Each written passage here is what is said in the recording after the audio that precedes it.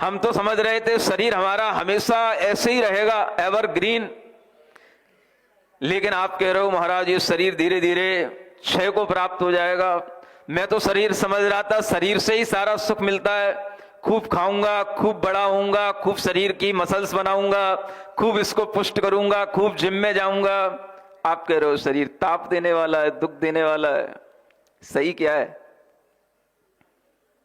सुनते हो कि नहीं? बोलो सही क्या है? तुम्हारी समझ अपनी सही है या यहां से जो डिलीवर किया जा रहा है वो सही है? अभी सब नहीं बोल रहे हैं। महाराज हम अपने आप को मूर्ख कैसे कह दे?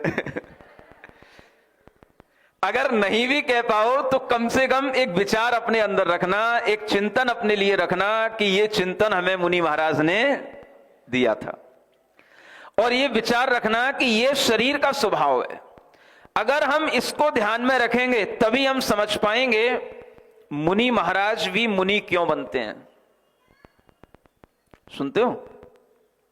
किस लिए बनते हैं? जब ये समझ आने लग जाता है शरीर का स्वभाव ऐसा है, हमारी चेतना हमेशा रहने वाली, शाश्वत है, तो जिस व्यक्ति के अंदर ये ज्ञान आ जाता है कि हमें अपनी चेतना का हित करना है, शरीर का तो हित हम कभी कर ही नहीं सकते, तो वह व्यक्ति इस संसार की इन सारी चीजों से अपना मोह हटा करके, अपने शरीर से भी अपना मोह हटा करके अपनी आत्मा के लिए, आत्मा के हित के लिए और अपनी आत्मा को शरीर से मुक्त करने के लिए प्रयास करने लग जाता है। उन्हीं का नाम मुनि महाराज कहलाता है, साधु कहलाता है। सुनते हो? बच्चे जब देखते हैं साधु को तो उनके अंदर क्या ज्ञान आना चाहिए, वो किस दृष्टि से देखें? जो शरीर के लिए नहीं जी रहे, जो अपनी चेतना के लिए जी रहे हैं, और चेतना के लिए जिन्होंने अपने शरीर से भी मोह को हटा दिया, छोड़ दिया। इसलिए इस शरीर को वैसे तो आचार्यों ने अपवित्र कहा है, लेकिन जिसके अंदर ऐसी ज्ञान की चेतना जागृत हो जाती है, जिसके अंदर यह सम्यक ज्ञान आ जाता है, तो उसका शरीर भी इसी ज्ञान के कारण से पवित्र कहलाता है। समझ में आ रहा है आपको? ये सब दृश्य महाराज के चरण प्रक्षालन करने के लिए आप इतने लालायित रहते हैं। क्यों रहते हैं भाई? अभी बच्चा पूछने लगेगा महाराज ने ही तो कहा था शरीर तो अपवित्र होता है, बीभत्स होता है, इसको क्या धोना और क्या इसको सिर पे लगाना? तब आपको उसका उत्तर देना पड़ेगा। क्या बताओगे? इसलिए बताना पड़ रहा है। सभी प्राणियों के लिए जो अपना हित नहीं चाहते उनका शरीर तो अपवित्र है, अपवित्र रहेगा, बीभत्स है, बीभत्स रहेगा।